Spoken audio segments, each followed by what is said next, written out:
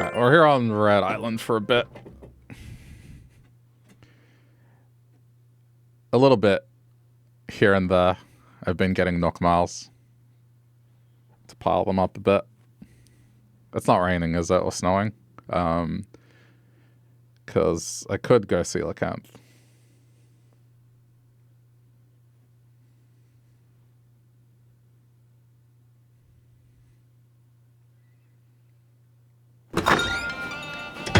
I've done my creative thing on blue today, so.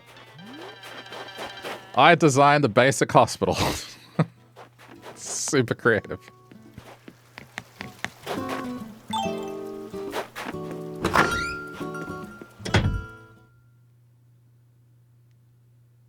It looked good, just I didn't really have to think hard about it.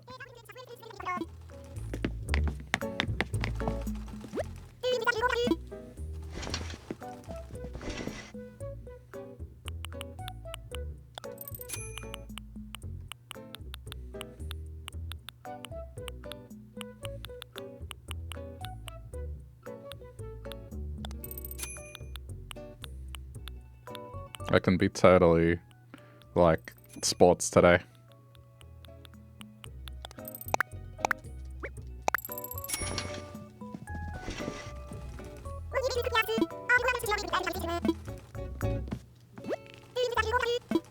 I know nothing of sports. That's...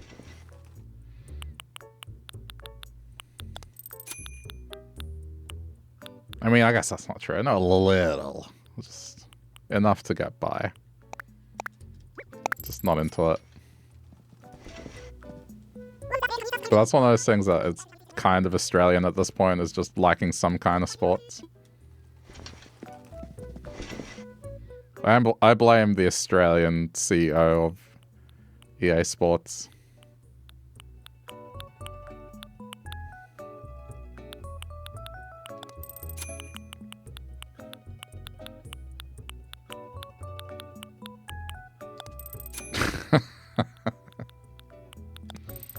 No, that's not sports at all. I thought that was going to go on my cheek or something.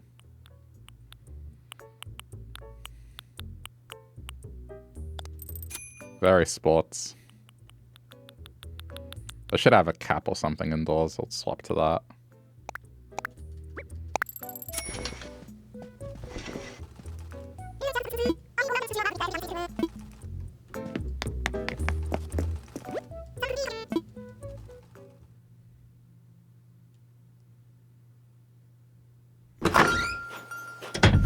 We're the red hearts. That's why we wear hearts on our sneakers.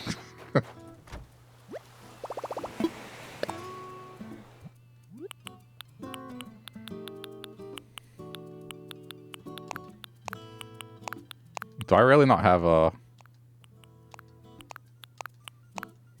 The Mario hat's the closest thing I have.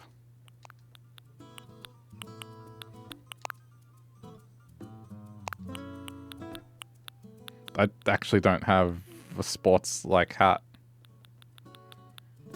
This is the best I can do. An outdoor hat, maybe.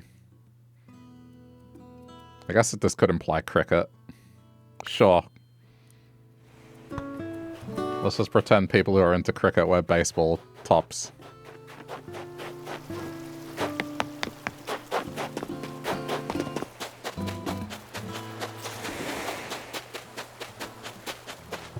Alright, what are the goals? Plant, fruit, tree. Oh god, it's the hot item again. Please tell me it's something manageable today.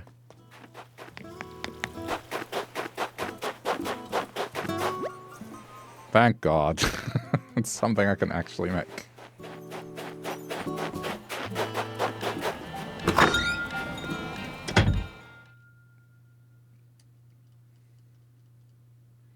The last sports game I did go to was a cricket match, and that was for a friend's birthday. And that was 7 years ago. So... yeah. Wait, was it 7? No, shit, it was 8 years ago. God.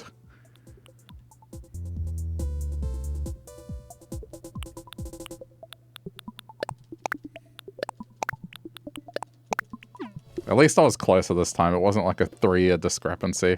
Just because thanks to COVID.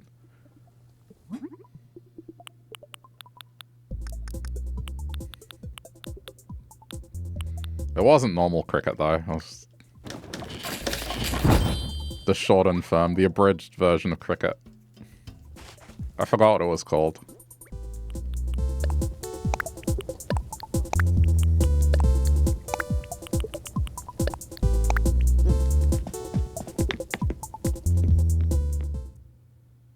But yeah, it was alright.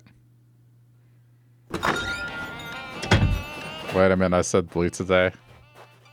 No, I did. I already did blue. I built a hospital on blue. Kept my word. I wasn't lying. Stream's been going for 2 hours. Hey, Tizzy. Big Bash or something. I think it was the Big Bash. Do you know sports, Miko?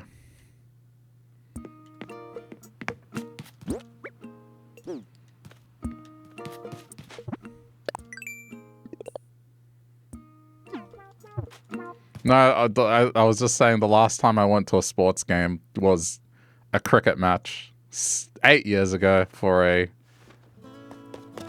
birthday.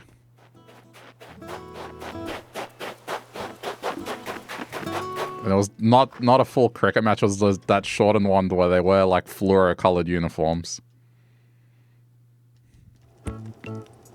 Big Bash does sound right. I mean, it was fine. It was fine. I mean, honestly, it was just hanging out, eating, drinking.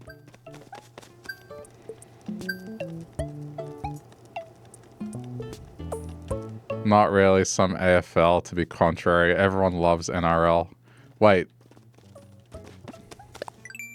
Everyone loves NRL? I thought it...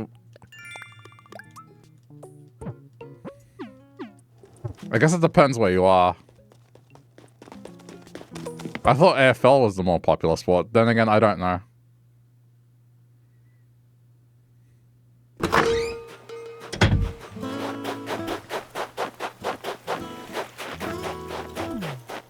AFL is the more popular sport. But no, it depends where you are.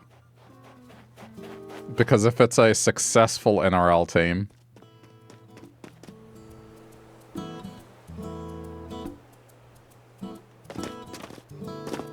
NRL is the north, AFL is the southern. I mean, I think in Melbourne, NRL is bigger because of the Storm. Like, the Storm being one of the most successful NRL franchises.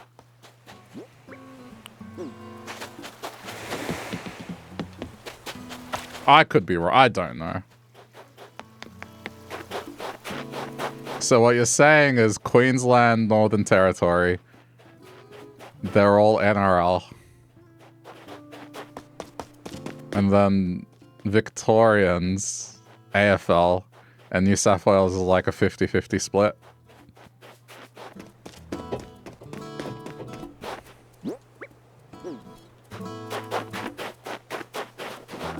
I don't think it's that, but sure.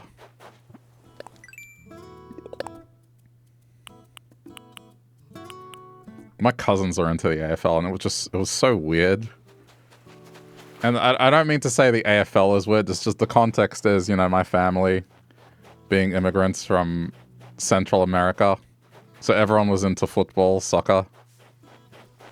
And they were the only ones that actually got into AFL.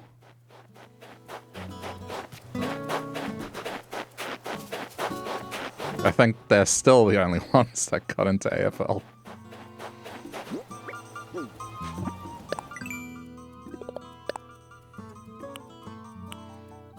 Deep sea creatures. Alright.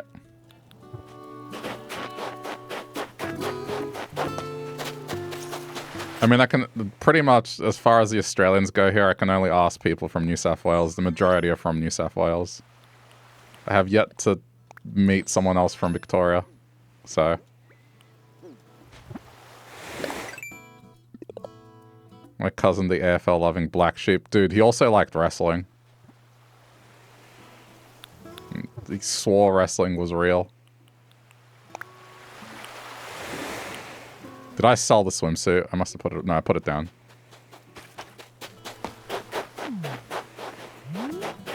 Why do I keep doing this?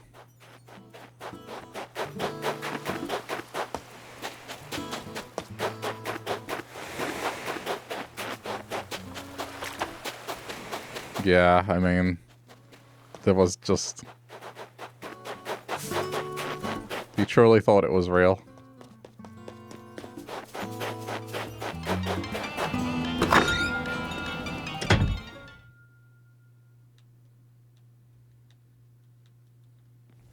And the team that he liked on for AFL was Collingwood as well. Now, I might not know much about AFL, but I know people throw shade at Collingwood.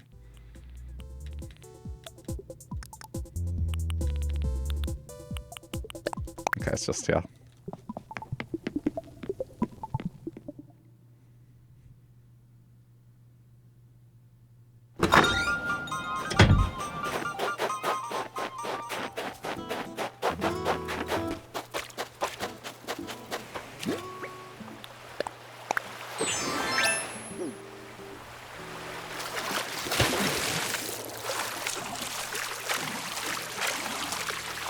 I've never been to an AFL game, so I don't know how it's like. All I remember is just traffic gets really shit when the game is out, and to avoid it. Or the trains get chaotic in the evening. Oh, I hated that coming home from work. I used to go out to dinner, just kill some time, whilst the AFL people got home. Now that I live in the city, that's not a problem anymore, but back then it sucked. But I guess I should be thankful I get a day off in September.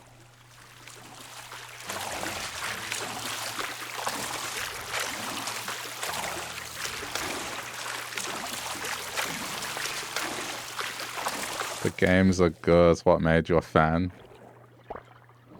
What do you do at the game? Is it actually paying attention to the game that makes it good, or is it the ambience, or is it the food?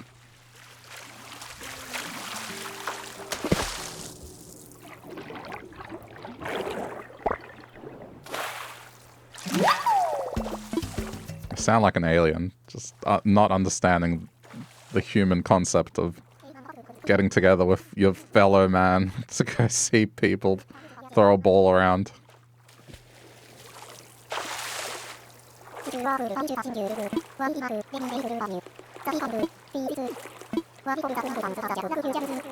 What if all the planets and stars are just like huge atoms and we're all just part of a giant rubber band? Stop it. Stop it. Existential crisis. Drink and yell at people mainly. Yeah, I mean, I think I would feel out of place. Because maybe I'm picturing it wrong. This is just a mental picture I'm forming. I haven't been to one. But I would imagine at an AFL game, that's where you get the thickest of thickest Australian accents.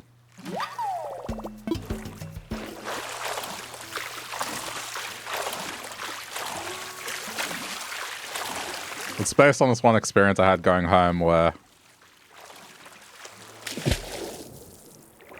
this father and son were talking.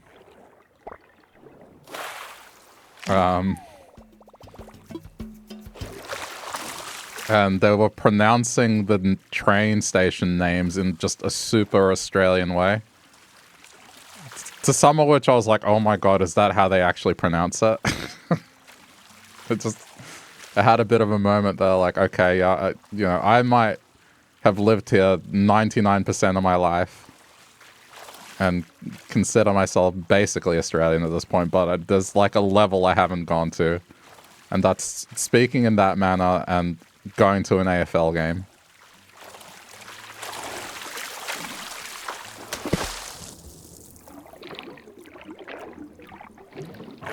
You feel out of place in all social scenarios, but you're okay there. Okay. Well, that makes it good. If you feel at home there, then good. being... What's the word? The opposite of out of place. Feeling comfortable. It's kind of overrated.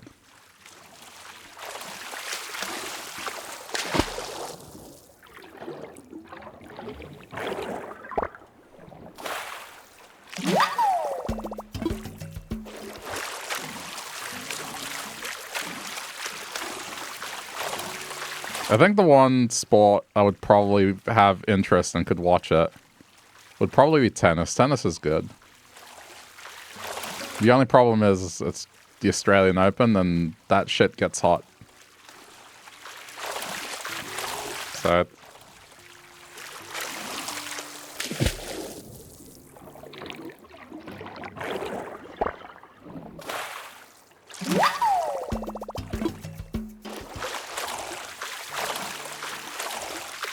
Oh man, Tizzy, that sucks. Can't do social stuff as much anymore.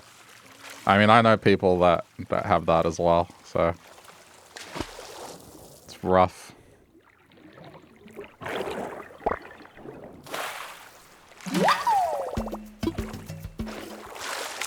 Yeah, but you don't need a drink to have fun. For me, it's become light social thing once in a blue moon.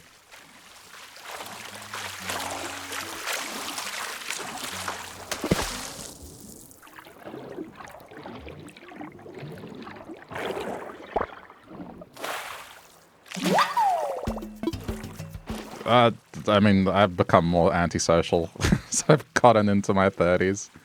And that's just because, man, fuck going out, honestly. And I don't say that as like, oh, well, just why? Why would he say that? It's, oh, he probably doesn't go out, doesn't have people to go out with. It's not it at all. It's just... At a certain point, it clicked. It's just, man, I'm paying to do this. And it was a case of maybe 1 in every 4 weekends was really good. The rest of them, it's kind of like, okay, place is crowded. You pay to get into these crowded places. And every now and then someone's just being a dickhead and you kind of have to deal with that. It's just, nah.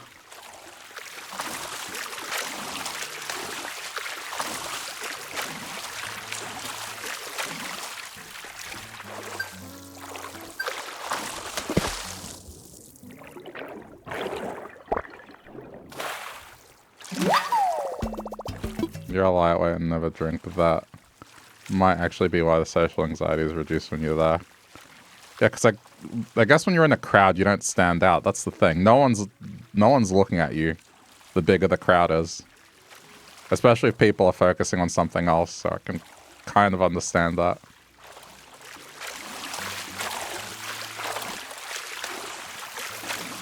I mean, the reason I did that stuff in my 20s, like going out to those places, was friends, the group of friends I had. And it was genuinely nice to hang out with them. You know, I had fun moments. But as I got closer to my 30s, I was like, man, I don't want to do this. I want to be at home just, like, watching movies and anime and playing games. What's wrong with that? But, eh.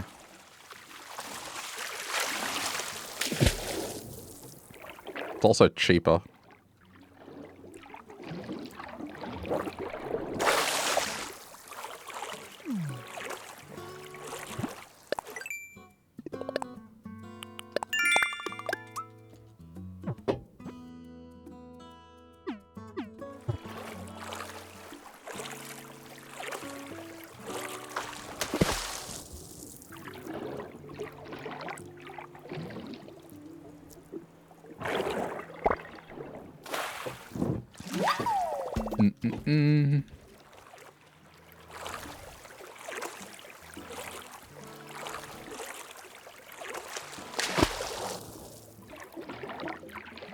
Yeah, I mean, I'm definitely not doing, like, what I used to do in my 20s. Like, it's...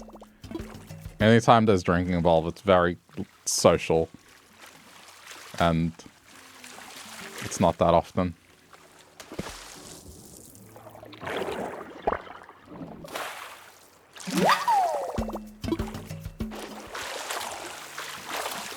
And in terms of, like, refining the friends you have, the people that you hang out with more, it comes down to, like, those that don't really care if you drink or not. The ones that kind of make you feel like you have to, that's, yeah, not really good.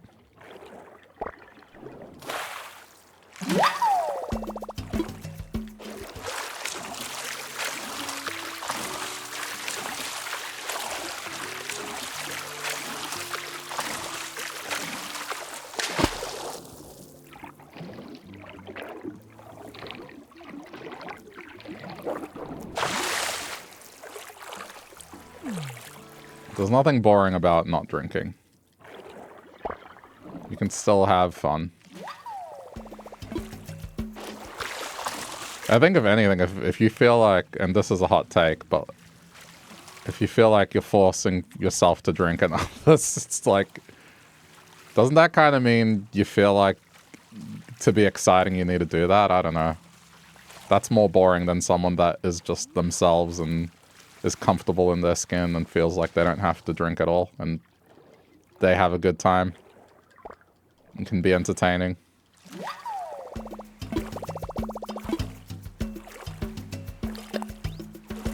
Goon of Fortune is no longer a weekend pastime. I played that once, and when I went to a friend's birthday. Once. And that was enough for me. It's not because I'm a lightweight. I'm not a lightweight at all. It's more just, I don't know, the smell, the taste. Call it what you will. I couldn't.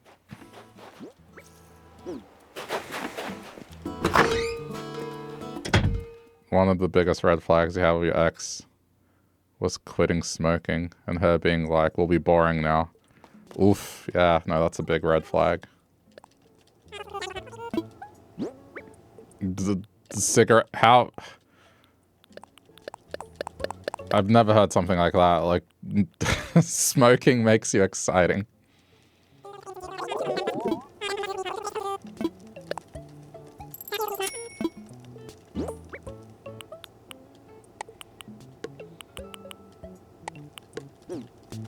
Yeah. No, I mean, that's definitely a red flag.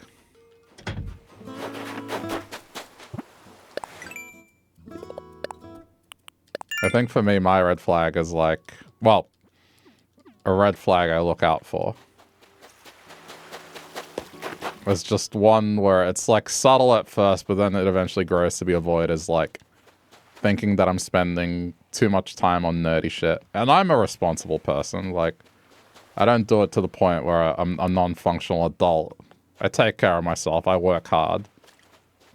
I have a good job for what I do. And I'm responsible at all that stuff. And to me, that's just what brings me a form of enjoyment and happiness. And I don't know, just any kind of, like, you're spending too much time doing this, or or the word, like, kind of childish comes out. That's like that's a pet peeve. Because I've seen what happens to friends that kind of, at first they're like, it's fine, but then later, before you know it, and I know someone that this is what happened to him. Their partner takes away, I'm not kidding, takes away the power cable to their computer. And this is a guy that just wanted to play games on weekends. That was it.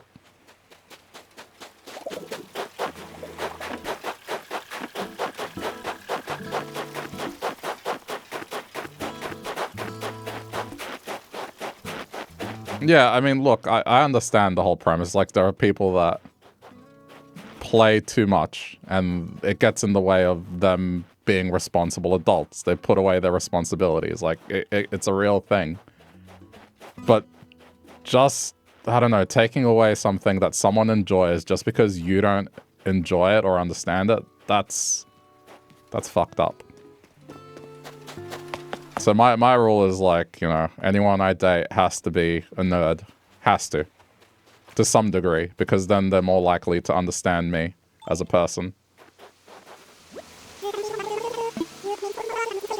It's just the core fundamental thing.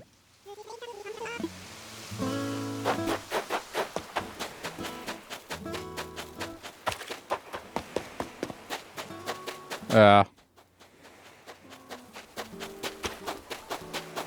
That and anything along the lines of horoscopes, anything that puts people in a box, I don't like that shit. Those are like the two easiest way to just get me to, yep, I'm done. And I'm not going to argue the science, like, people argue the whole validity in terms of science. I'm not even going to argue that. I'm going to say that, like, people will use that to put people in boxes. And as someone that got put in many boxes throughout their life, I don't like that at all. It's not giving a person a chance on the merit of, like, their actions, rather than just some weird predetermined shit.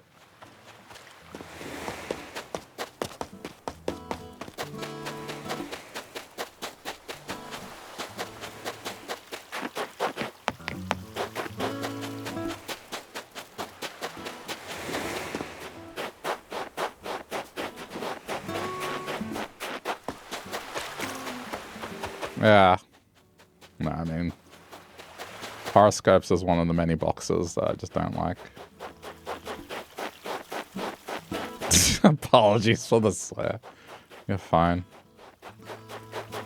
This isn't PG. There's a warning when people load up the stream. Whether they pay attention to that warning, it's a completely other thing.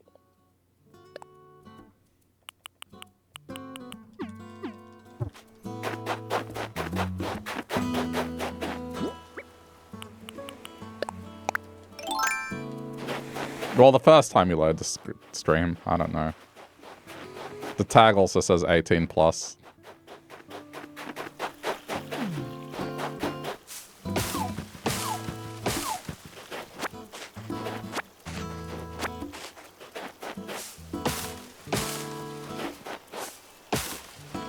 But I mean, yeah, someone I know,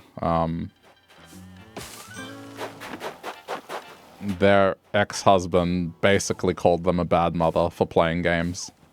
That was that kind of shit. Thankfully, they're not in that relationship anymore.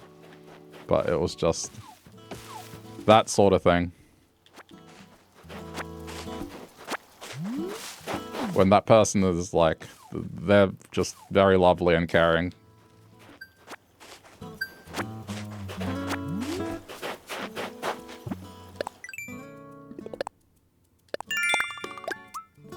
Yeah, but, you know, that's just the reality is, like, I feel like millennial is the last generation where that sort of mentality is commonplace. With us, it's kind of 50-50. You have people that are more modern than people that have the boomer mentality. Where it's like, if you're over the age of 10 and playing games, there's something wrong with you. Because games are for children, right? He says as he plays a game. Sorry. Plays a game that, I mean, I would imagine the audience is primarily children. Maybe not. Maybe it's more 50-50. I don't care. I've always liked these kind of games. Dude, I used to get made fun of for playing Harvest Moon. I didn't care. I kept playing Harvest Moon on my Game Boy.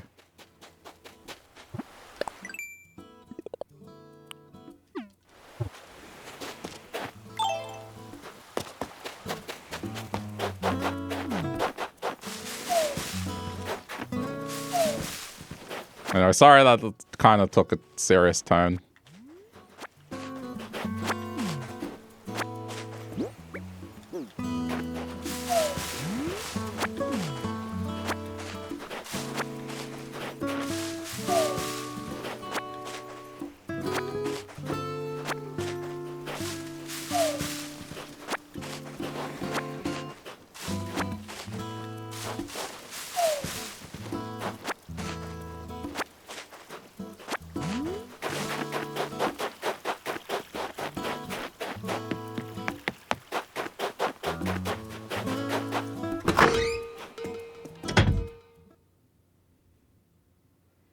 How about those red pear trees? No, here I don't have to resort to any trickery. It's just red apples, red cherries.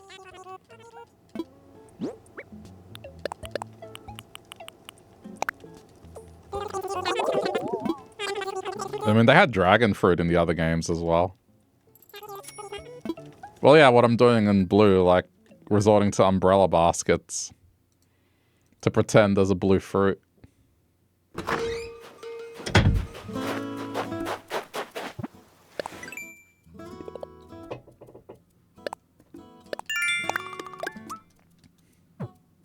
Okay.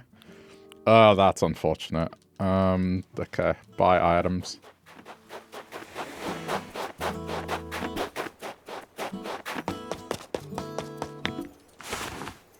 Do you know what the worst thing that well, this was in school. But I had a teacher who told me I was wasting my time learning Illustrator and Photoshop. And they said that the internet was a fad. Not even kidding.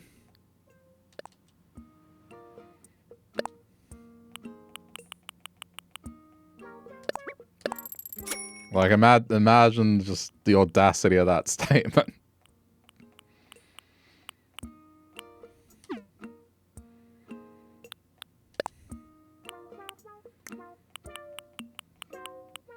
Well, here I'm just ordering. I guess I can go simple panel.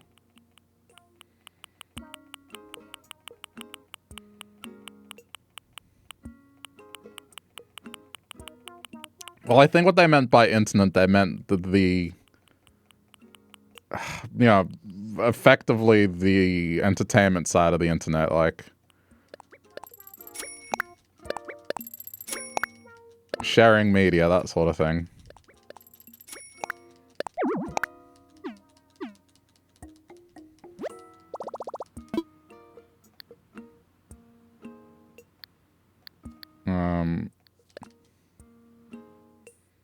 I forget how much we need. Let's just get out of mill for the next storage upgrade.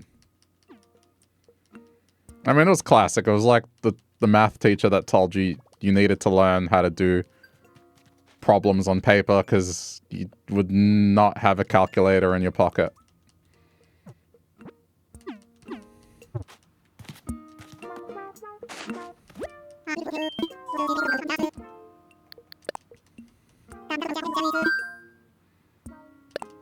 $7.58. Okay. Well, it's enough. Oh, it's 700.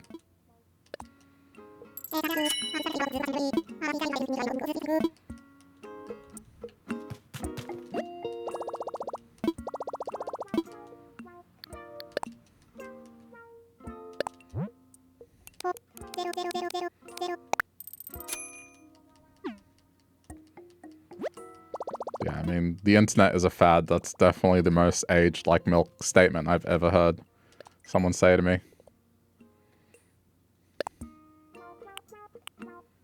This is horrible. Wharf-roach and oarfish. Okay, well I can plant a tree.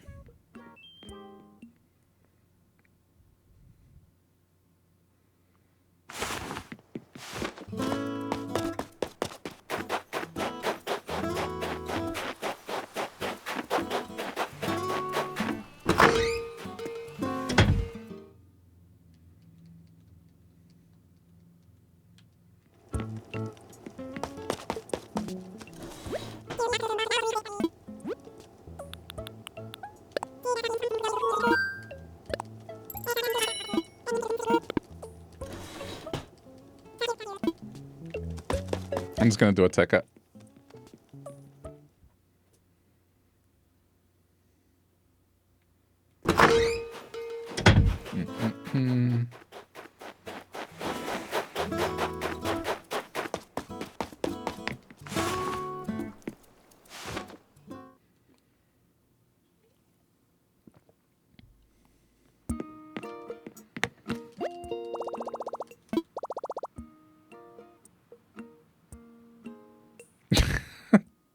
Kicks Google.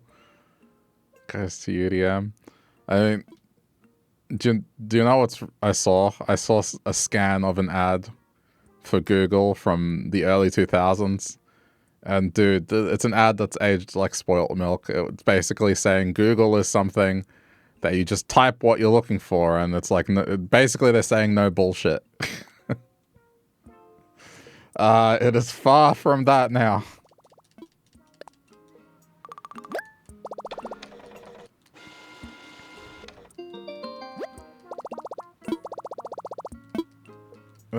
During July, I swear, on a weekly basis, that AI assistant summary thing was just causing some frustration to my day, whether directly or indirectly.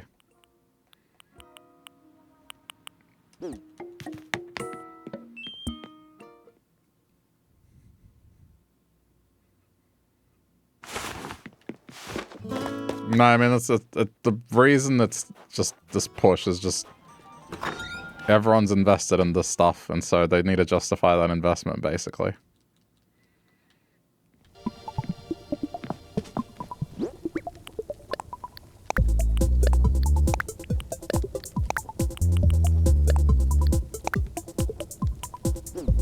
I guess I can store that.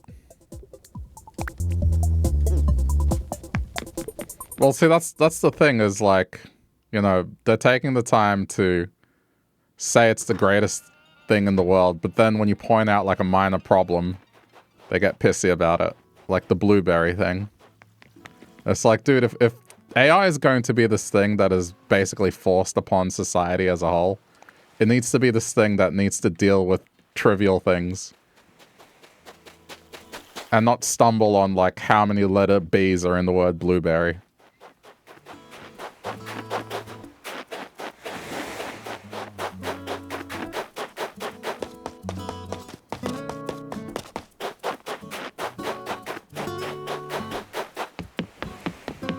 In case you're wondering, that is a real thing. The new Chat GPT, which they had to get rid of. They had to roll it back because people didn't like it. It could not identify how many bees were in blueberry. It kept insisting there were 3. It was like something insane.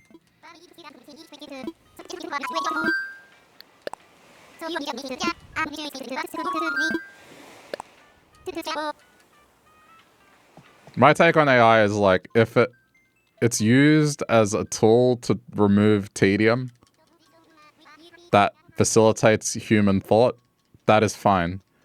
The moment it's something where you're 100% relying on it, absolutely not. If it helps a human articulate something different or better, sure. If it does it for him, absolutely not.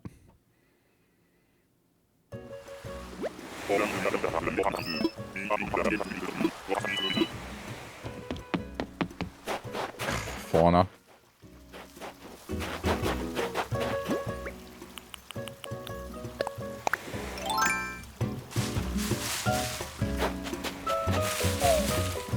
I'll give you an example. It's, you know, I wanted to find out which of my 50 plus, or I guess it's 60 at this point, 60 Animal Crossing videos that are about 4 hours long each.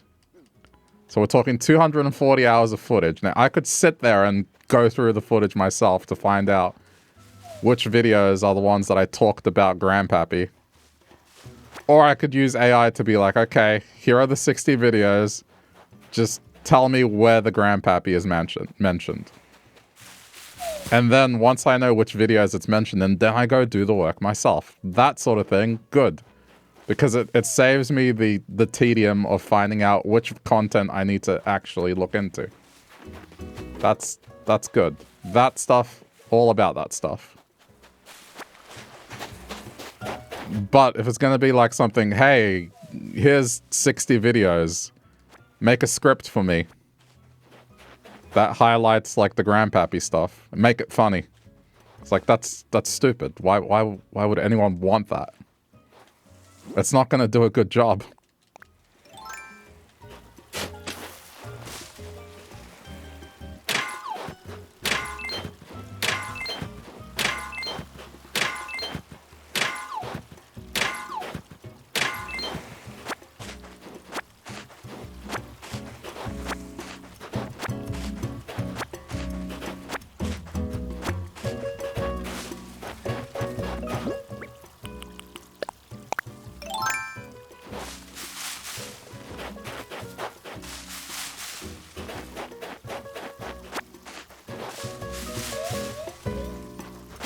There was some... I was reading there was some lady. She was taking a vacation. And she had to deal with immigration instead of taking a vacation because... I don't know if it was Google's, like, AI overview or ChatGPT. But basically an AI told her she didn't need a passport because she spoke Spanish. Because she spoke the native tongue of the country she was heading to. She didn't need, like, a visa or something. Sorry, not a passport, a visa. Apologies. Wrong thing. Visa.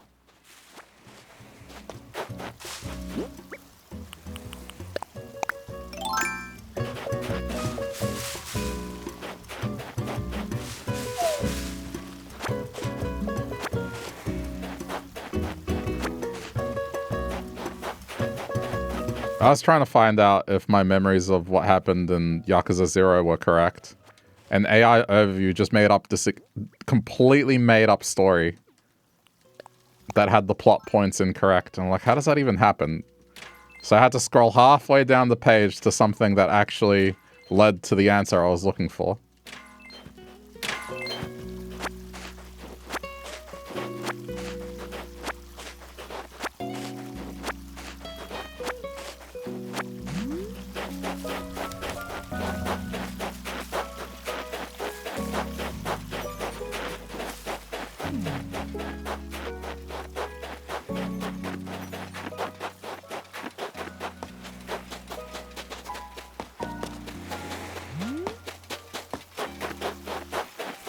I thought the whole,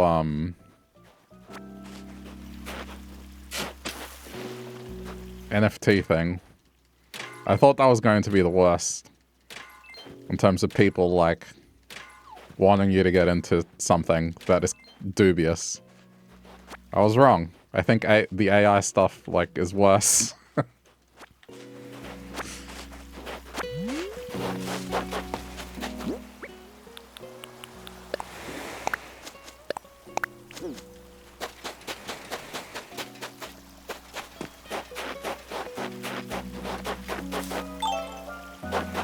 Alright.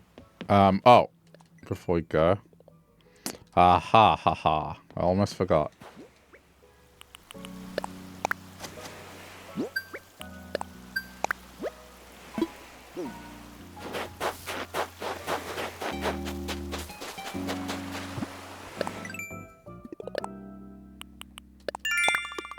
I'm just grateful, you know, I work somewhere where it's not something that's being forced, it's something that's like, if you want to use it, sure.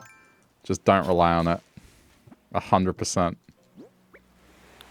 I know some people that work in places that unfortunately it's not that at all.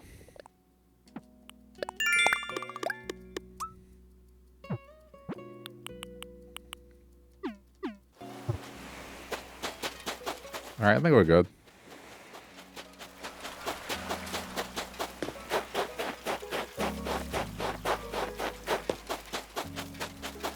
The one use I've seen that is actually something I considered, I haven't done it yet, but I've heard people use ChatGPT to say, okay, I have these ingredients in my pantry. Give me suggestions on what I can cook with them.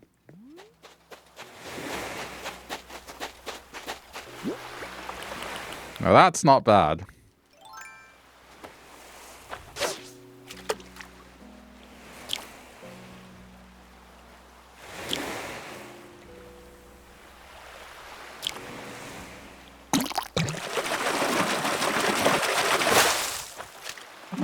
I haven't tried myself.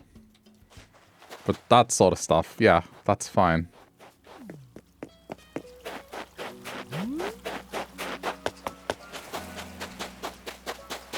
I'm not sure if it gives unhinged responses.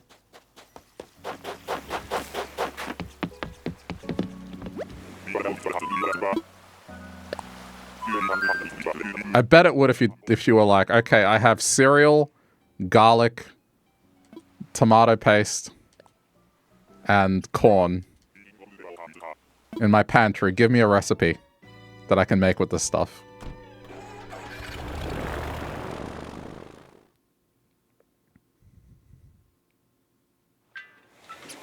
I bet if you did something like that, yeah, sure.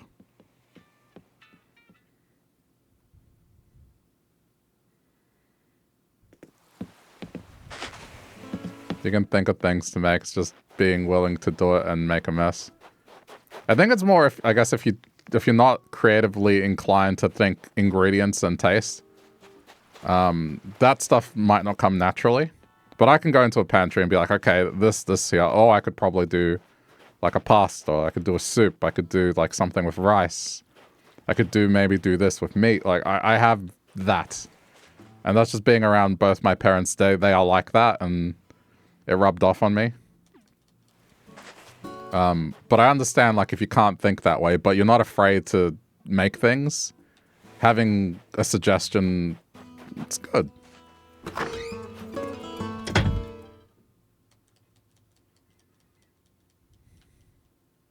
Sometimes my ideas don't work out, though, as we all know. Sometimes I'll make delicious things, and sometimes I'll be like, you know what might be good?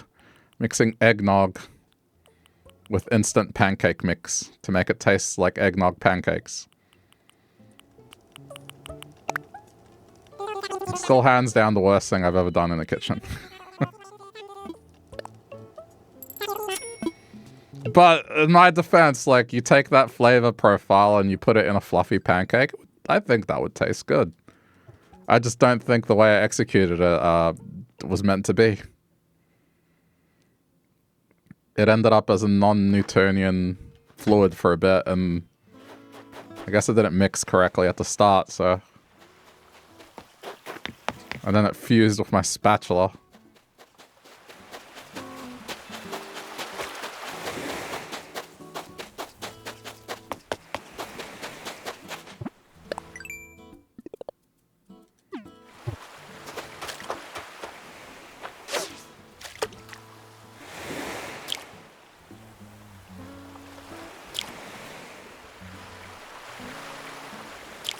I still think it would work if I didn't use the instant mix, maybe. Or maybe was able to get the eggnog kind of flavor without using literal eggnog. There's a way.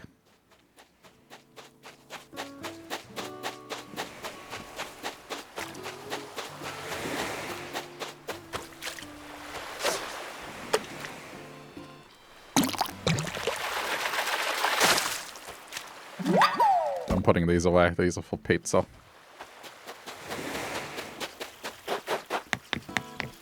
What's everyone's worst kitchen disaster? That's mine. Second is I was making a sandwich and the cable got caught on the sandwich press and it set a puff of flame into the kitchen. Nothing burnt, but, you know, sandwich maker was done. Otherwise, I have a pretty good track record when it comes to cooking. I do well. I can cook. It's just those two instances. One where I was 16. 36, so... yeah. 20 years apart, the mistakes.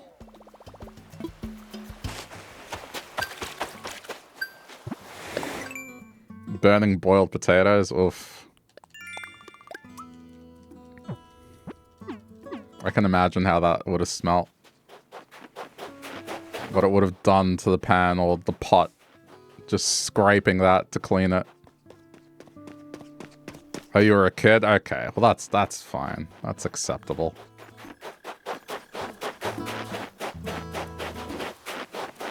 Okay, I'll give you another one that's funny, but it has nothing to do with cooking.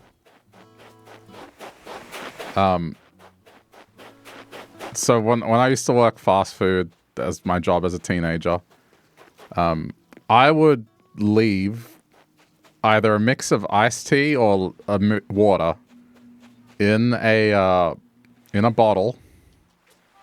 So when I got home, especially in summer, I would just slam that. Because, man, it would get hot, I'd be tired. And getting home to ice-cold beverage was great. So one evening I get home. One of the most busiest shifts I've ever had. It was hot. I get through the door. I'm tired. I have school the next day. I go to the fridge. I open it up. I see the container, without thinking, just open, down the hatch. Immediately, I had to just regurgitate it back up. Why? Because it was oil. What happened? My mom decided to store, I don't know what kind of oil, a vegetable oil and olive oil, I don't know. But in the same bottle that I would use, not the exact... my bottle was like to the left of it. And it looked almost identical in terms of the liquid color. So I think I didn't swallow it, but like, I had a bunch of oil in my mouth. I asked her, why would you do that? And her answer was, I just needed it to keep. I don't know, whatever that meant. She just had to put it next to the drinks. So, yeah. Not a cooking disaster, but it involved, I guess, a cooking thing.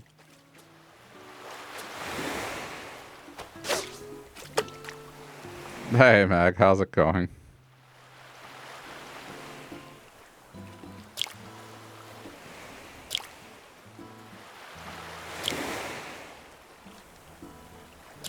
From that point forward, it always took a second to look at the bottle. It never happened again. But that was not a fun experience for me. Expecting a refreshing drink and it was just some kind of oil. Or I don't know what it was. It was some mix of something. It was liquid enough that it didn't have the same oil consistency. But it had oil in it. That's all I remember.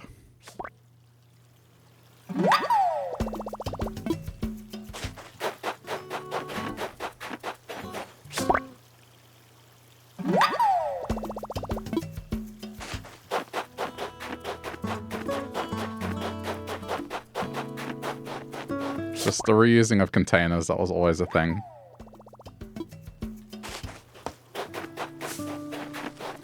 Especially the containers were metallic of nature. Like those Danish cookie tins. That was such a disappointment, man. Finding that tin thinking there's cookies as a kid and then it's just like sewing supplies or something.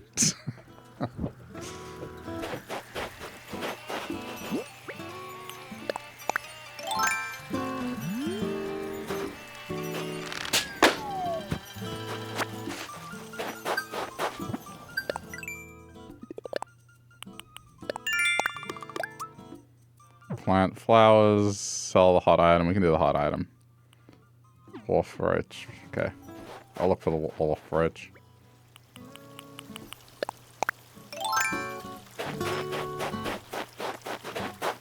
What about the classic accidentally using salt instead of sugar or vice versa?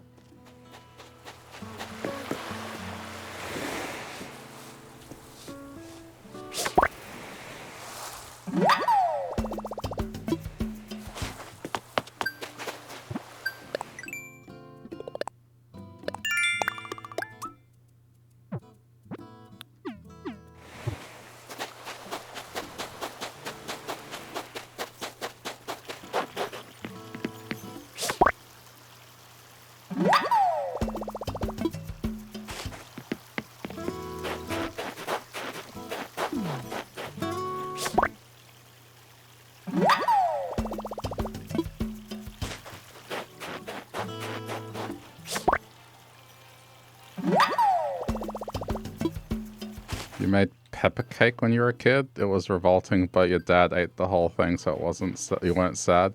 Pepper cake? What was in the pepper cake? That's very sweet of your dad to eat it. I mean, I imagine. I'm gonna expect to hear pepper and cake. Very spicy cake. General cake mix and then a bottle of pepper. Damn.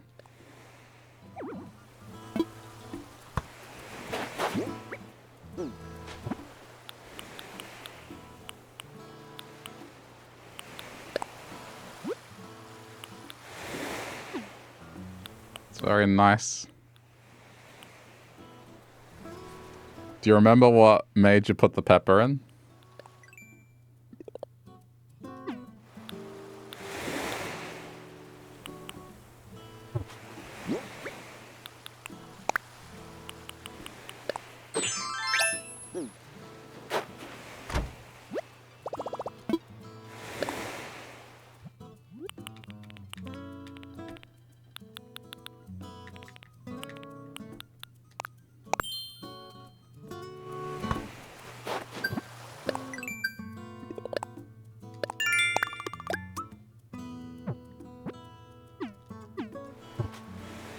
You always like savory stuff better than sweet, so you thought it might work. I can understand that.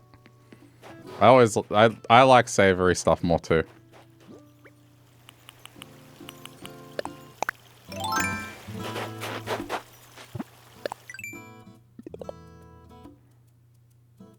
I mean, you were a kid. I tried to mix eggnog with pancake mix as a grown-ass man. Man.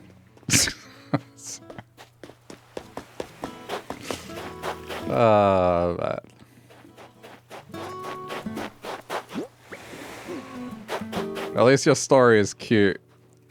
Mine's like, you dickhead. What were you doing?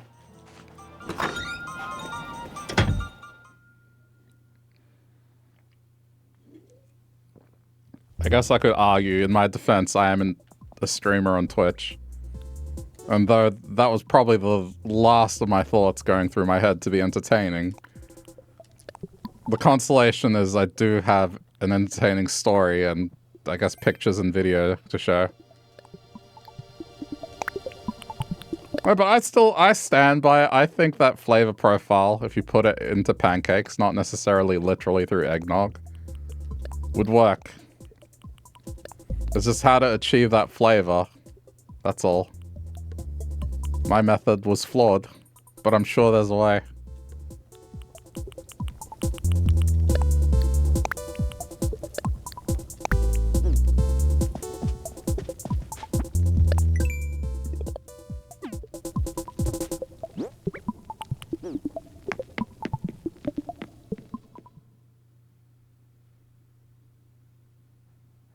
I'll have to keep experimenting. Yeah, I'm not doing that again.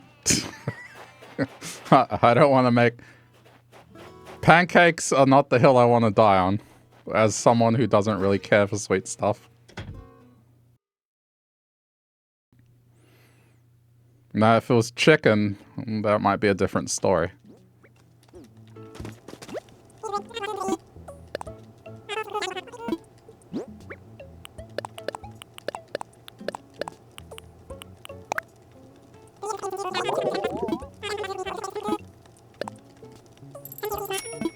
Eggnog chicken. No, I didn't mean I didn't mean eggnog, like experimenting with eggnog on chicken.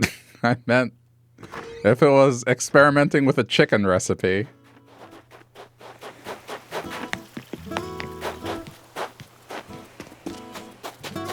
That's so gross.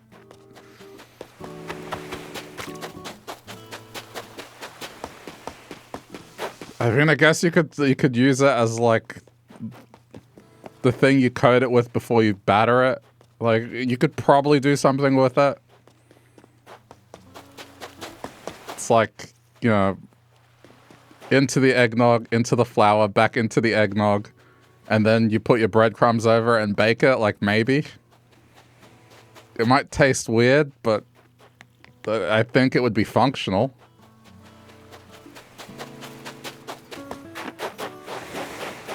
It would come out like chicken. It would come out like crispy baked chicken. It's just the flavor might be odd. But those pancakes 100% did not come out pancakes.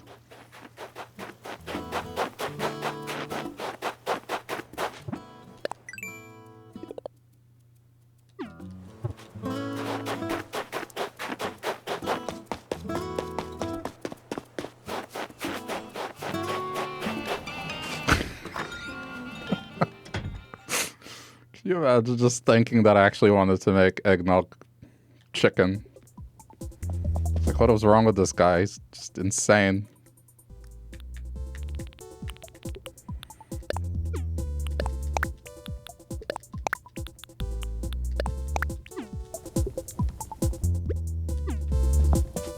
I'm not that crazy.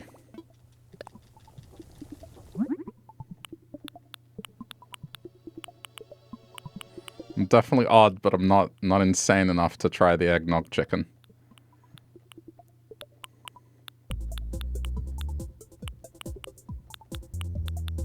Oh, I'm blind. There it is. If someone wants to, go for it. Wait a minute. Wait a minute. Wait a minute. Wait a minute. Stand by, chat.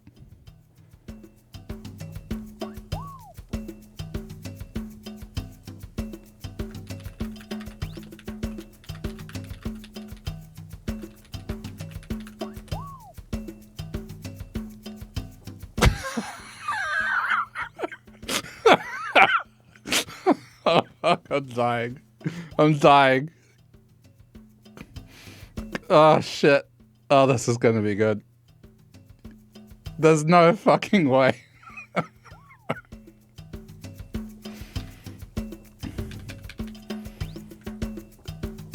Oh, shit.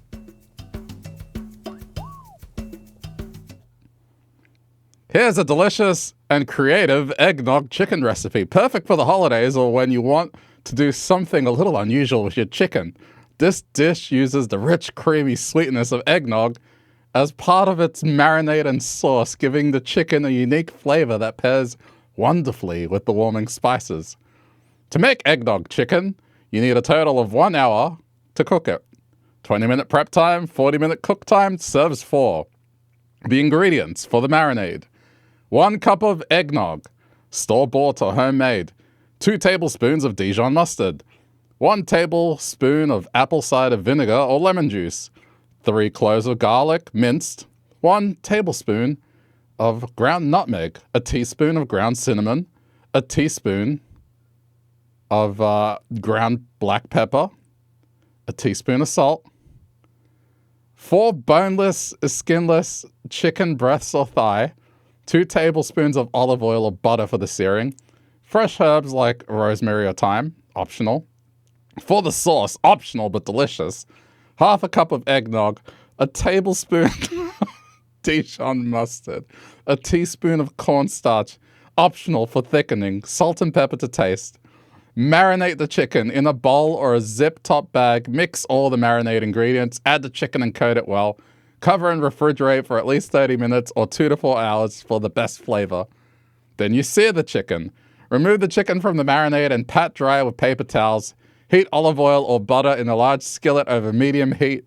Sear the chicken on both sides until golden. About 3 to 4 minutes per side, apparently. You can bake it as well for juicier chicken. Transfer the seared chicken into a baking dish. Bake at 375 or 190 for 15 to 20 minutes until internal temperature reaches 165 or 74 Celsius. You make the sauce while the chicken bakes. In the same skillet, pour in 1/2 cup of eggnog and 1 tablespoon of mustard. Mix a teaspoon of cornstarch with cold water and stir into the sauce to thicken. Simmer for 2 to 3 minutes until thickened. Season to taste with salt, pepper, and a pinch of nutmeg or cinnamon if desired. Spoon the sauce over the baked chicken. Garnish with parsley or fresh herbs. Serve with mashed potatoes, roast veggies, or rice. Tips: you can use the leftover eggnog from the holidays to cut down on waste. Add a splash of bourbon or rum to the sauce for a grown-up twist. Cook off the alcohol.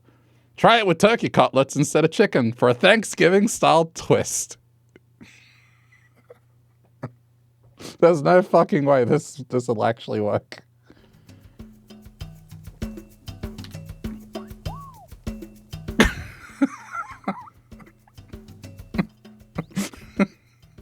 There's no way. There's no way that actually produces something edible. There's no way. Dude, I'm not gonna waste like 4 perfectly good portions of chicken on a chat GPT recipe about eggnog chicken. If I were a larger streamer, perhaps this would make a really good bit. It would make a very good bit.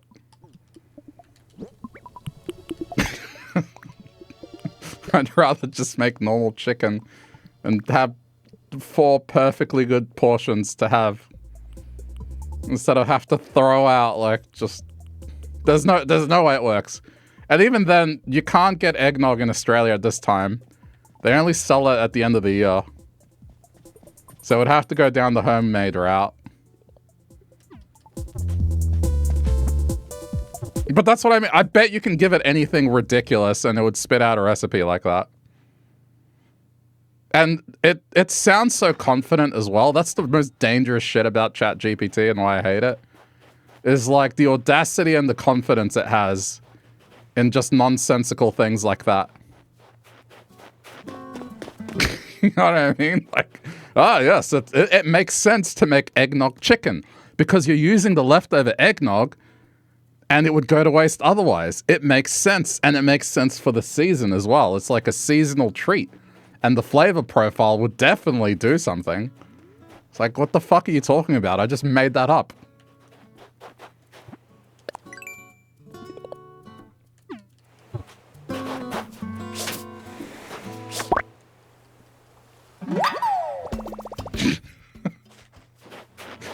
When I typed it in, I did not think it would spit out anything. Like, I thought it was going to call me out on my shit and be like, we don't recommend you doing that because it probably won't taste good. No, it actually spat out a real recipe. See, if AI was good, it would tell us, hey, you probably don't want to do this. It doesn't taste good. But anyway, like, you could try. This is something you could try. But no, with just deadpan confidence, just try this. Trust me, bro. It'll be good.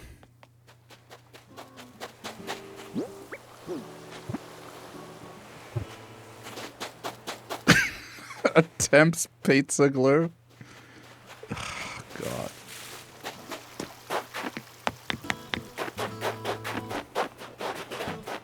Oh, I needed that laugh. That was good.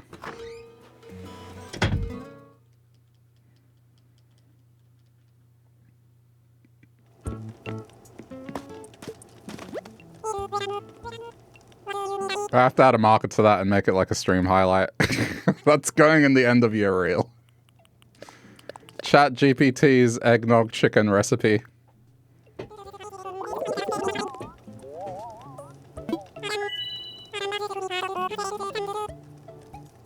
Sorry, I had to get up and change the aircon. Well, the heating.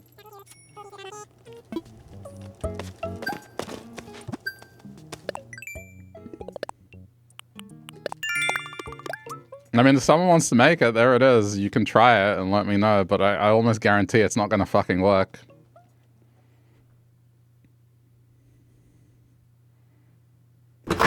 You want to wait? You want to waste a whole chicken on that? Be my guest.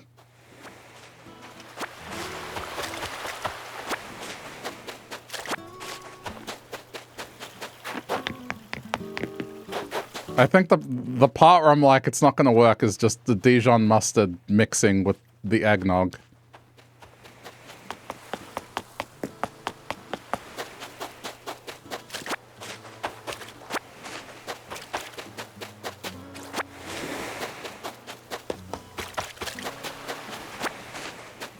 Okay, hold on.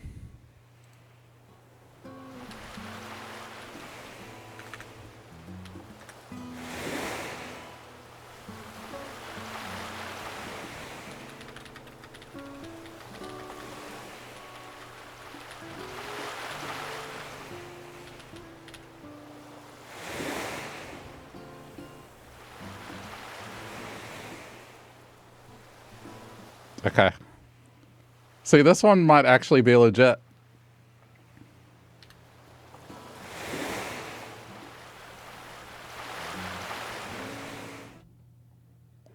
Here's a tasty savory cake recipe with pepper.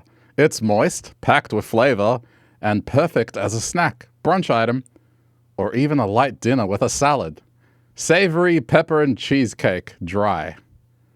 200-gram all-purpose flour, 1.5 cups. 2 teaspoons of baking powder, half a teaspoon of salt. 1 teaspoon of freshly ground black pepper.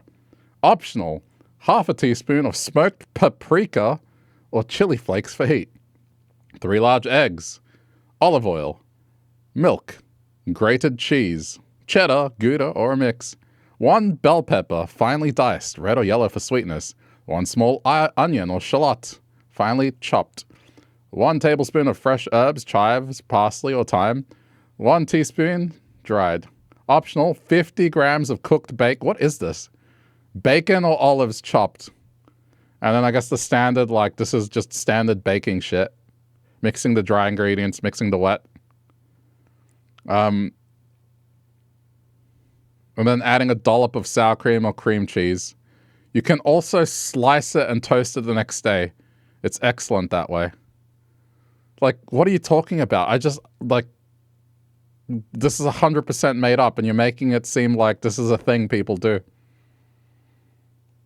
I mean, I understand the logic of a pepper and cheese cake. But all right. Well, there you go. Live your childhood dream of the pepper cake.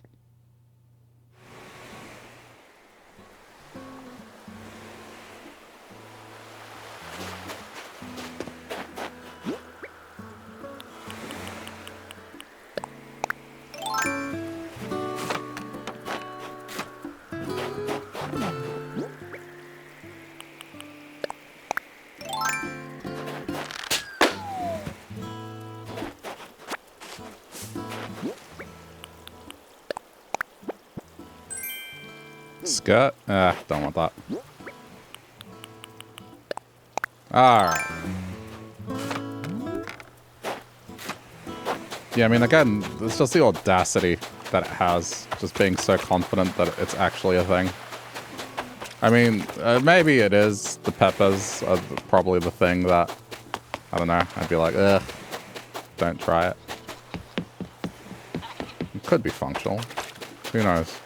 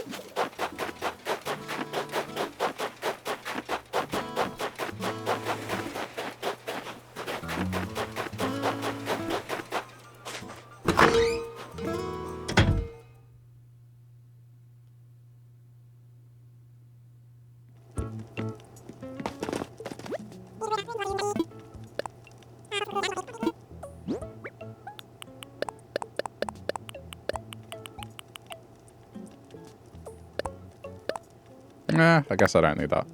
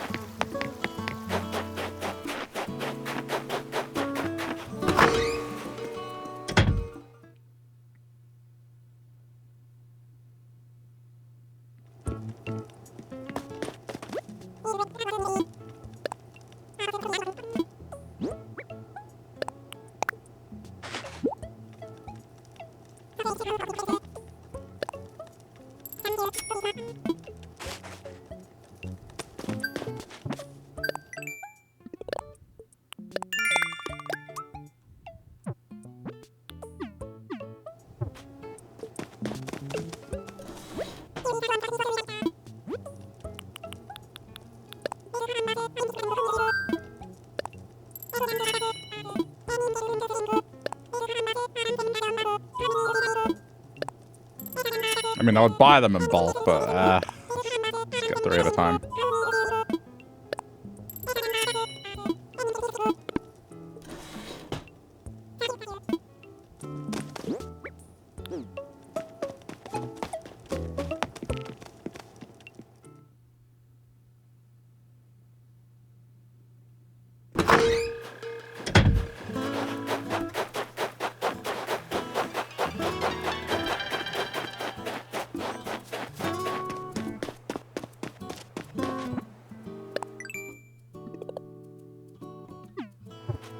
Alright, I mean...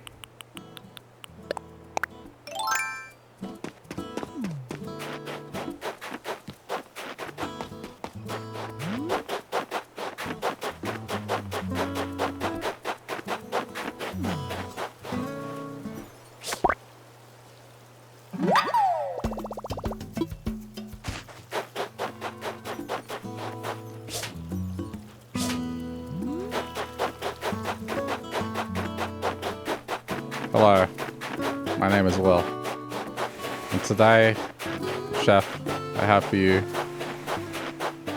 my signature dish, the eggnog chicken.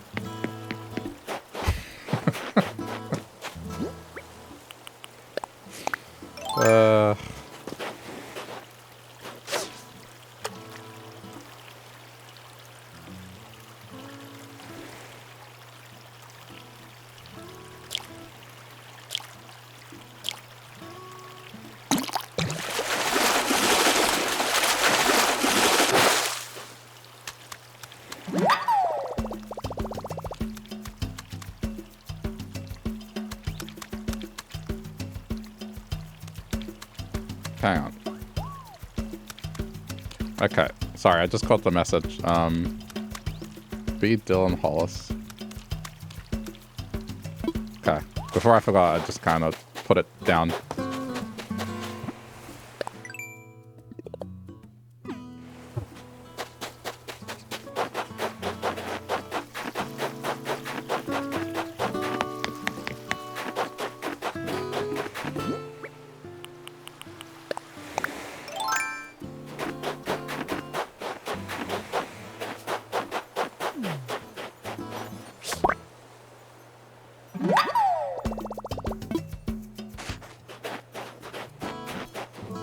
It's in the recommendation thing. Once it's in there, no retractions.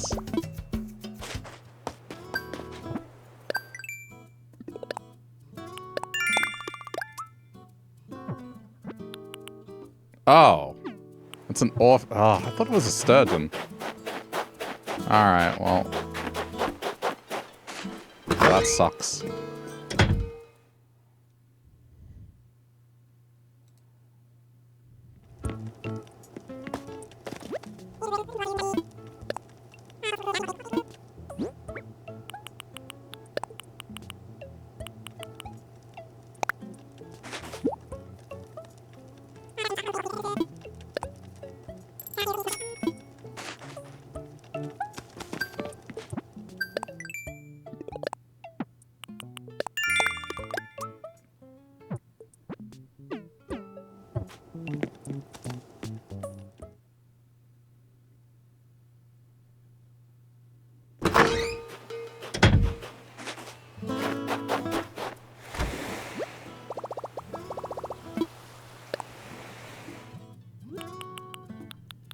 Easy change, just the socks.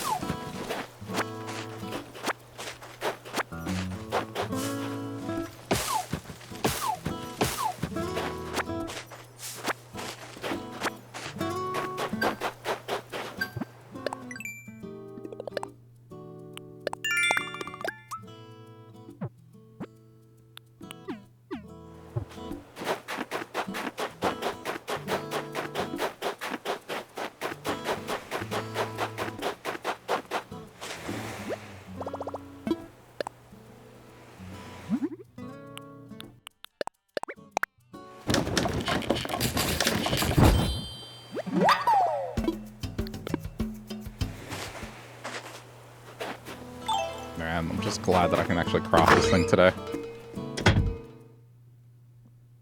It's come up so often.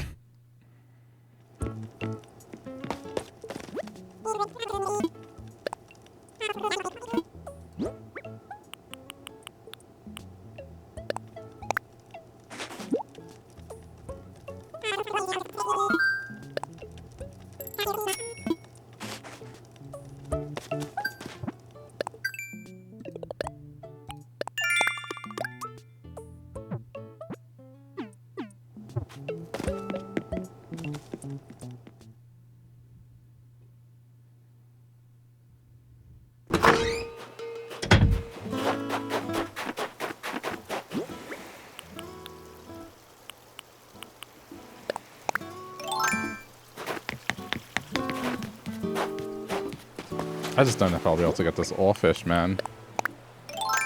It's kind of an annoying ask.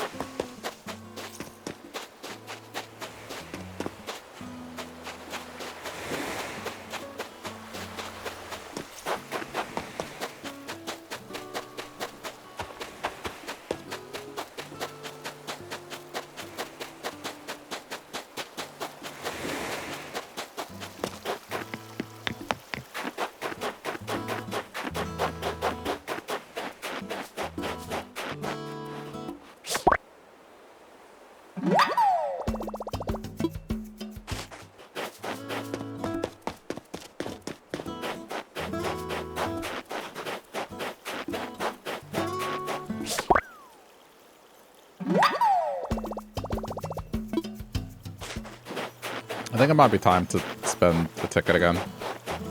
It's been a while.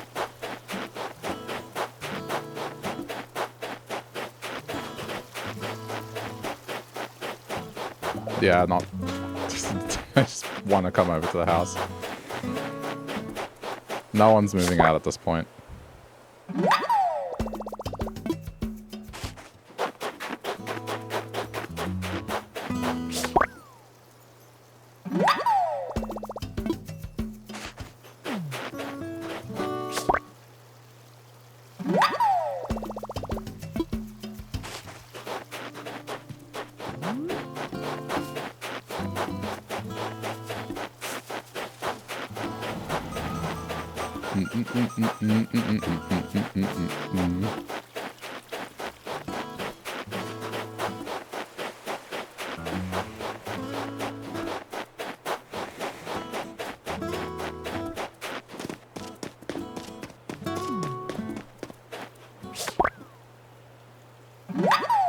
If it weren't for this would take ages.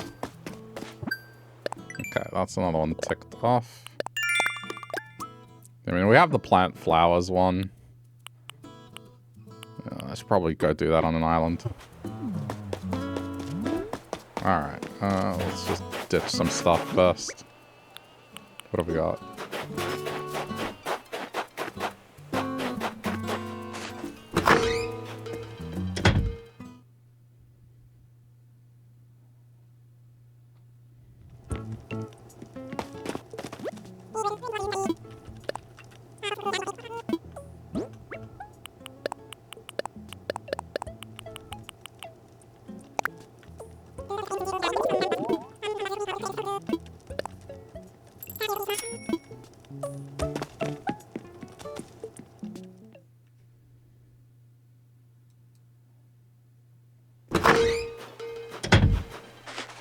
guess it is nighttime. I should probably... Yeah. Yeah. Never know. I've kind of consistently gotten Spider Island.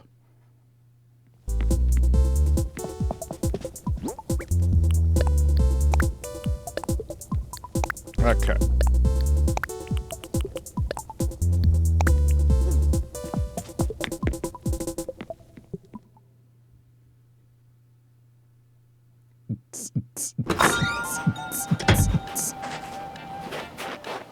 I should probably change that music. Alright, ticket time. Man, I haven't even thought about the villages today, to be honest. They've been the last thing I've been thinking about.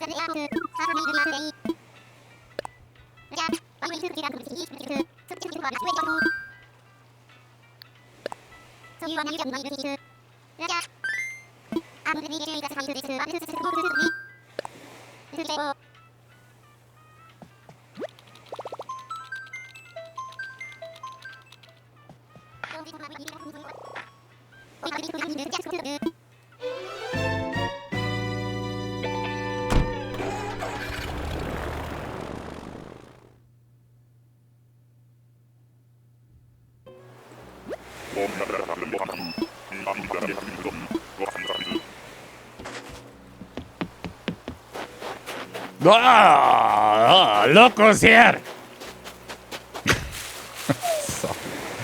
Sorry for the jump scare. It's just, dude, what is this, 10 times now? God.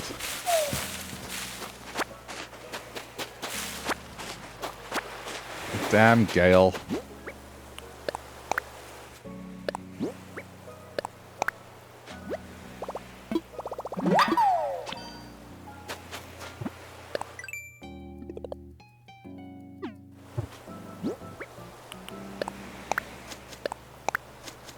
Okay.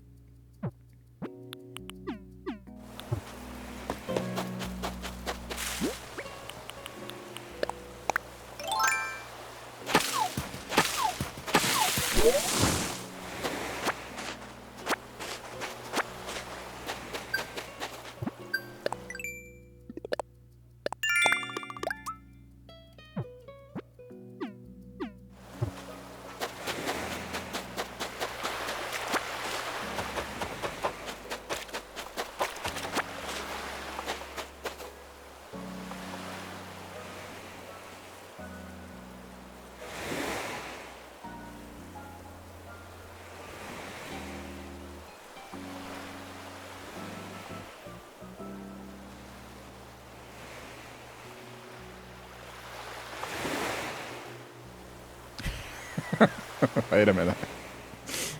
The love heart on Gale just gave me an idea. Hold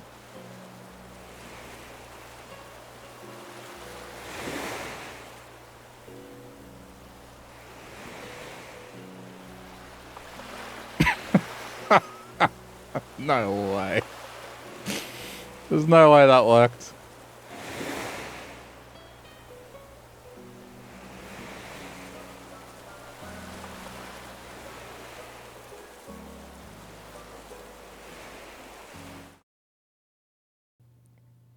Okay.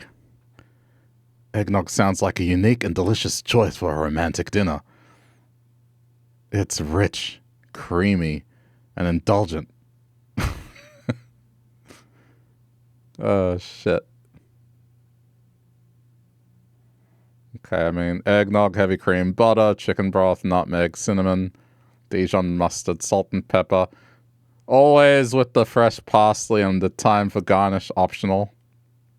Yep. Yeah, I mean, what? It's crispy?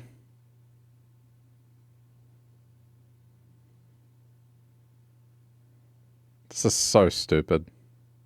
And then the wine pairing. A nice Chardonnay or a mild white wine like a Pinot Grigio would complement the rich creamy sauce beautifully. If you prefer a light Pinot Noir, works well without overpowering the dish. Perfect setting for the romantic atmosphere. Oh, shit. Ladies, one at a time, please. There's enough of the eggnog chicken to go around.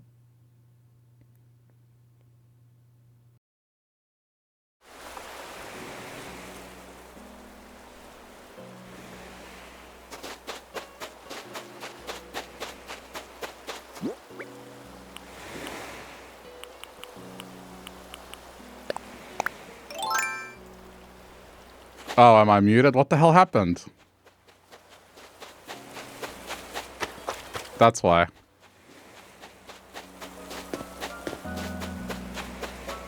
Alright, well, that was the recipe for a romantic eggnog chicken.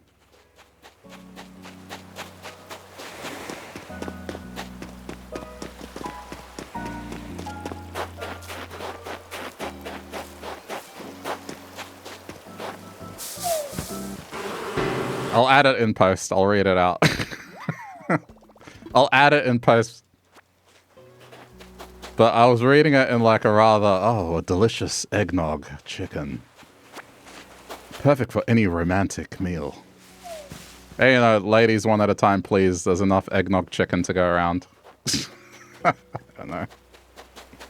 I was trying to be funny, and then I guess my finger slipped when I was changing sauces, and I muted myself. Good shit.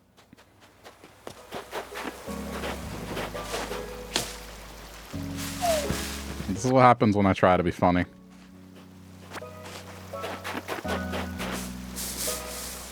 Yeah, that must have confused some of you. Sorry.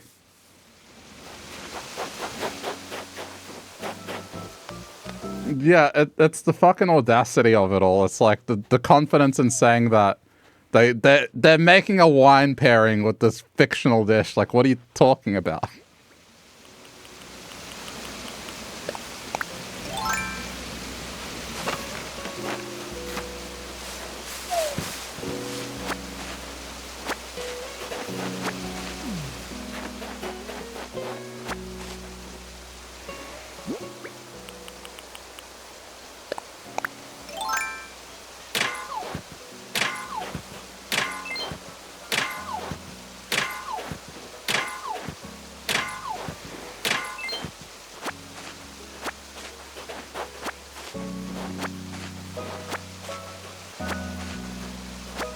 So at what point was I muted? Did I say hi to Vanna?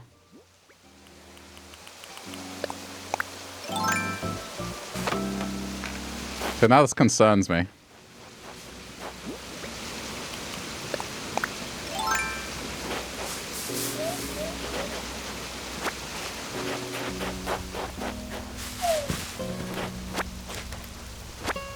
Whatever, it's like a minute. I'll add stuff in post-production.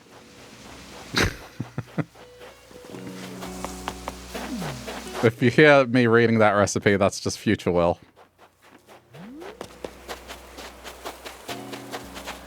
All I did was read the recipe, so, you know, it's nothing context sensitive, really.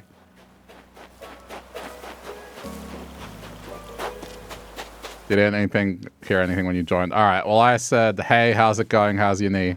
And I proceeded to read the romantic eggnog recipe.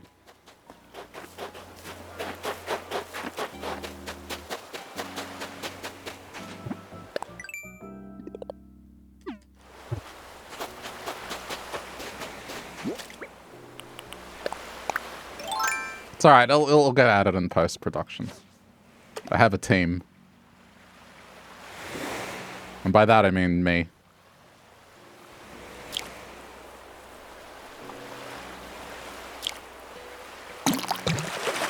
Knee is still there. Well, that's positive, I guess.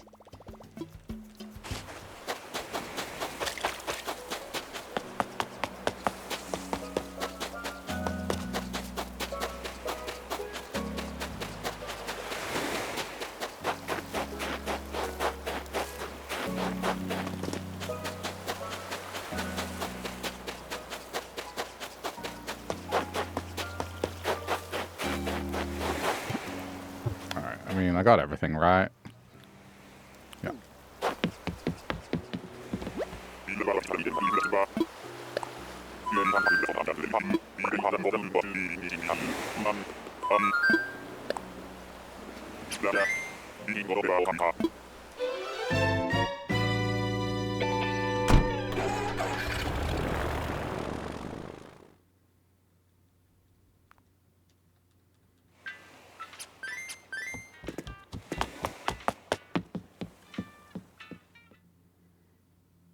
You don't feel anything, so assume it's fine.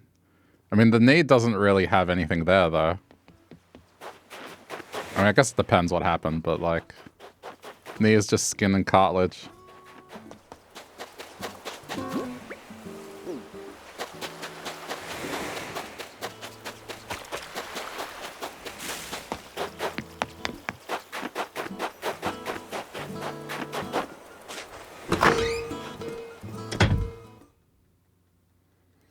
I had a friend who, she was very unhinged in her 20s. And one thing she used to do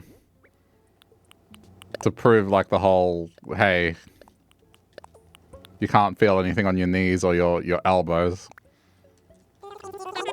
This was quite after a bit of drinks, but, like, she used to walk up to people and lick their elbows and then make a funny face, and the person obviously wouldn't turn around because they didn't feel anything.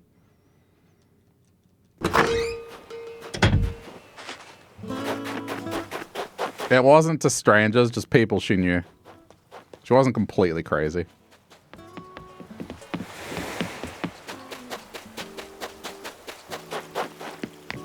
It's just like you had to be on the lookout.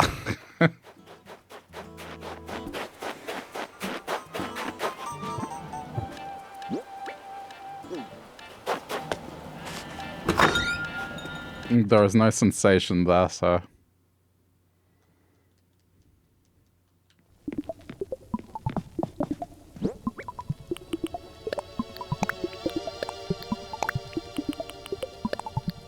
Alright, do another ticket.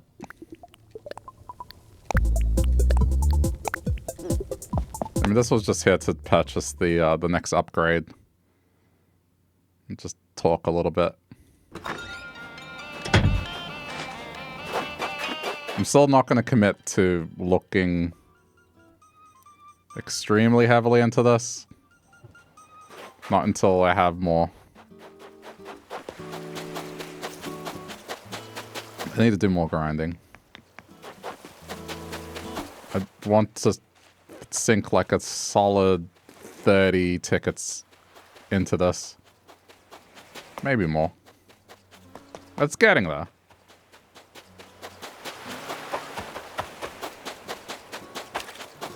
You hit a big rock and split it open. Oof. Yeah, I mean, I did something similar as a kid.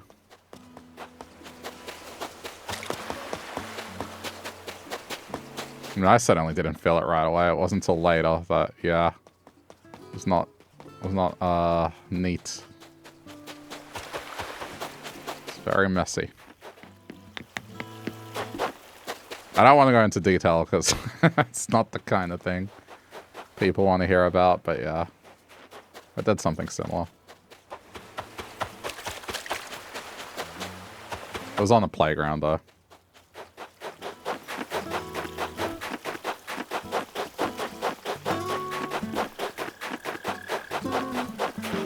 Yeah, I mean, I didn't notice mine until I was going back to class.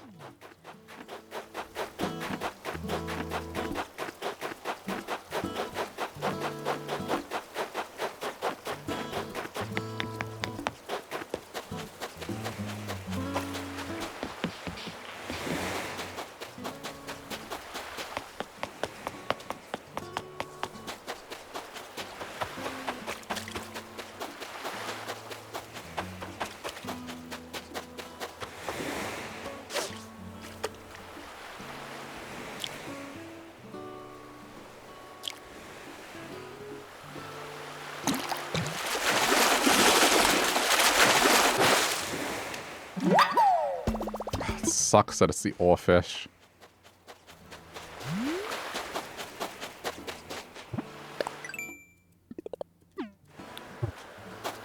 That's just going to sit there.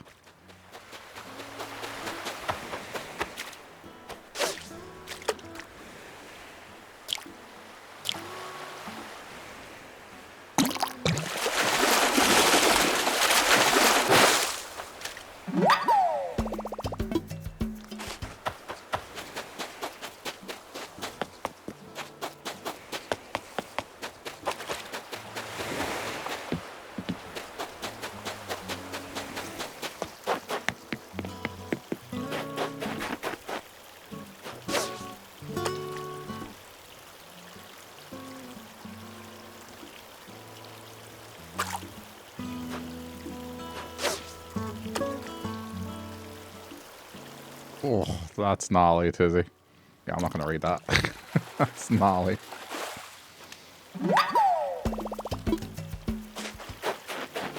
Okay, gnarly injuries have happened here. Just that last description.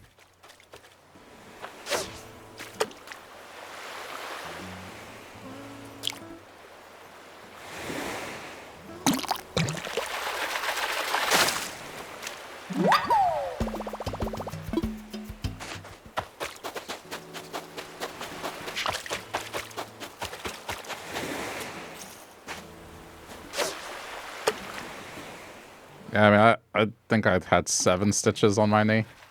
Something like that. Never broken a bone, though.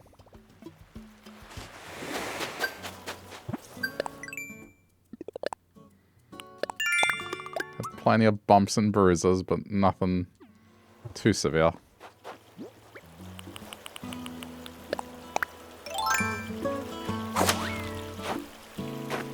Which, honestly, surprised.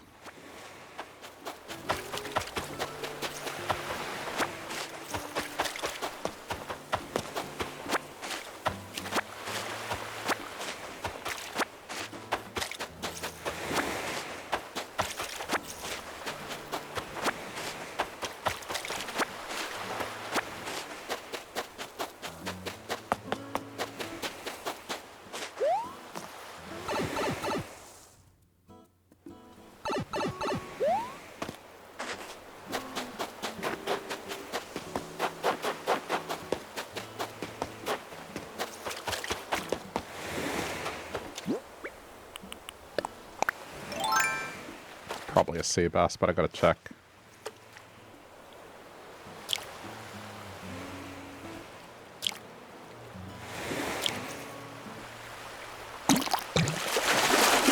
Sea bass.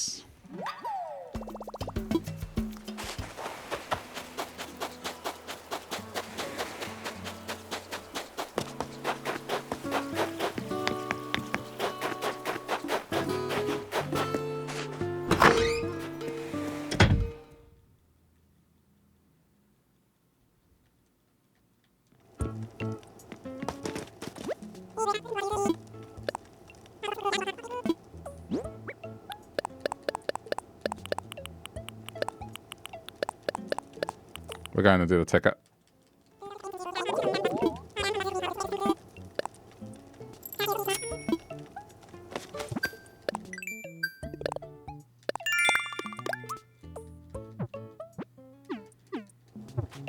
It's getting there. Well, 26,000. It's not bad.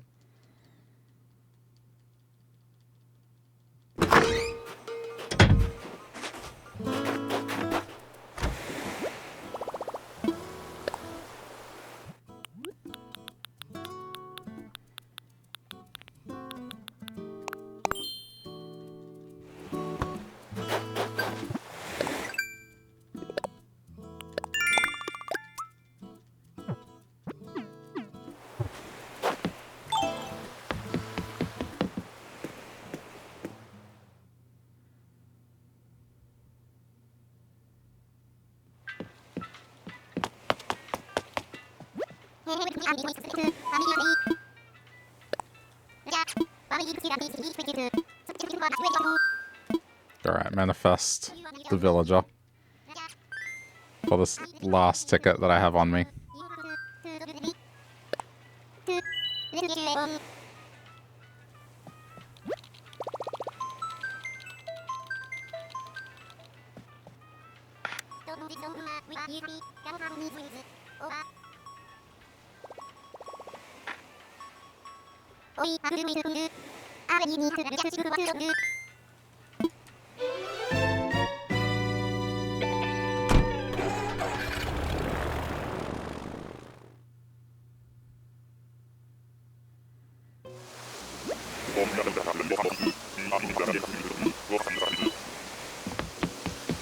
Yep. Already, just with that silhouette, didn't need to see the color. Already knew. Nope. A kangaroo I haven't run into.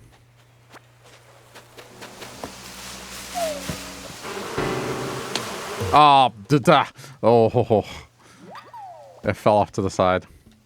Sorry, I got it.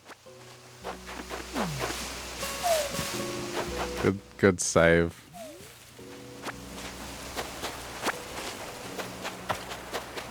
Very good save.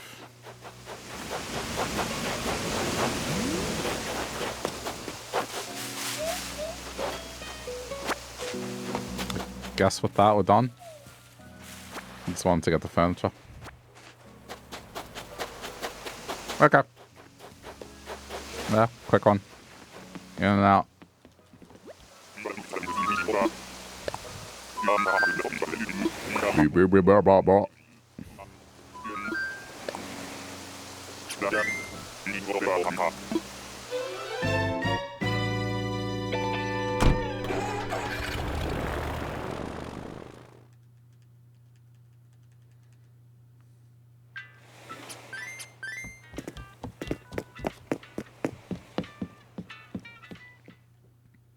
Alright, I mean, I wasn't expecting to get anything villager-wise. This was just check in with Red, get the next storage upgrade, shoot the shit for a bit. Yeah, that'll do. Very short. I'm not gonna drag it out. I guess I also need to go back and edit in me reading that recipe. So I'll go record that. It's like a couple of minutes, but it bothers me that I didn't have that read out loud. Alright, well, if you're watching this later on YouTube, thanks for sticking around to the end. Hope you enjoyed. This was brief, but I hope it was fun. Leave a like if you feel like it, and we'll continue next time.